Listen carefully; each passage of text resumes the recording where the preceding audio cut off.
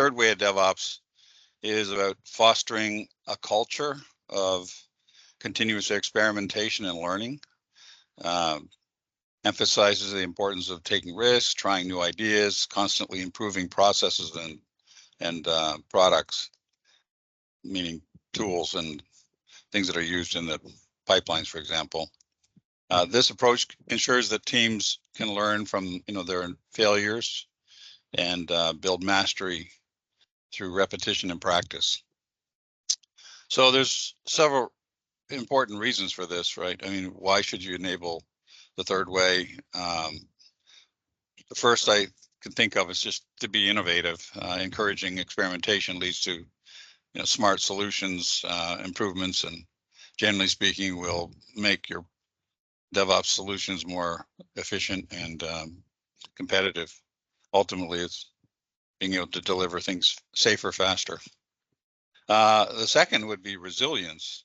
So learning from failures helps you build more resilient systems, and that's certainly important to DevOps as well, not just to the applications and the infrastructure, but all of that can be improved. And learning how to do that through experimentation is valuable.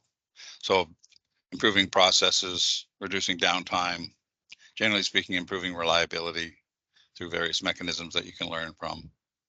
The third way, the third benefit really is continuous improvement in general. And it spills over as a culture to ensure teams are always looking for ways to improve, leading for better performance, higher quality, better security. There are a lot of other benefits that come out of a focus and a culture around continuous improvement. So there are a lot of practices that these ideas apply to.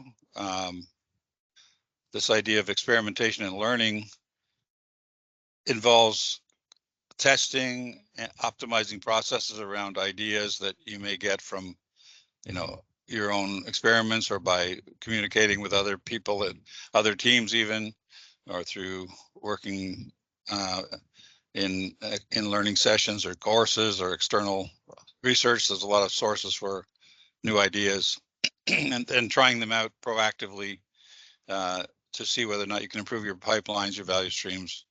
So things like value stream mapping sessions can also teach you a lot about what you might want to improve. That's certainly a popular one that I often get involved in myself.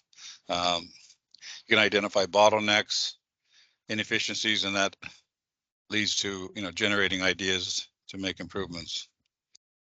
Continuous testing itself, just in trying out new different test cases, different test frameworks, methodologies, often uncovers areas that can be improved. It means creating a safe environment. Failures can be seen as learning opportunities, not just setbacks, when you uncover problems through testing. Security, encouraging a proactive approach to finding vulnerabilities is important. Experimenting with different security tools and metrics, regularly conducting security, experiments, and learn from breaches and actual vulnerabilities that are discovered by others as well, is another way to encourage learning and mitigate with solutions. Release management, continuously experimenting with different release strategies and deployment strategies. I just did a webinar with another company on deployment strategies, and there's certainly a lot of different opportunities there for updating and improving the way you do releases and deployments. So that can involve things like canary releases, blue-green deployments, feature flag, progressive releases, and things of that nature are worth trying.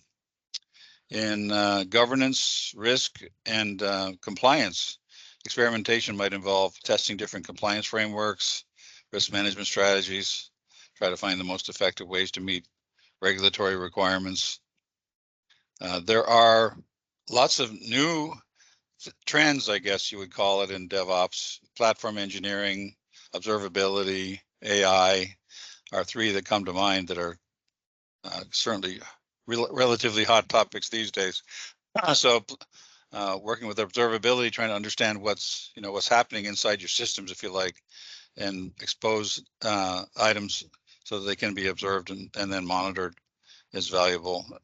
And you can get insights into the system once you do that, into how it's performing, detecting issues earlier, understanding the impact of changes.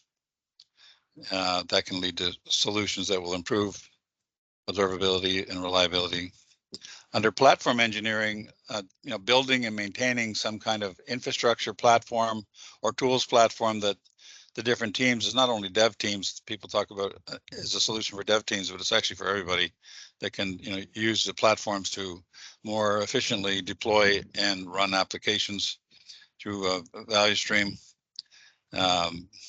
Trying the different approaches is a good idea. And of course, AI is all the buzz at the moment, and it can apply to pretty much all of the above. If you think about at least generative AI, with the idea of being able to use it to improve your workflows, no matter what you're doing, you can, generally speaking, ask AI, if you like, for other solutions. That's the simplest way to put it, and then use AI to help you iterate towards implementing some of those solutions. So there's a lot of opportunities with AI. The bottom line is, the third way of DevOps is about fostering a culture of continuous experimentation and learning, encouraging teams to take risk, experiment with new ideas, learn from failures, try to develop your organization to drive innovation, build more resilient systems, continuously improve processes and products. That's basically what it is. So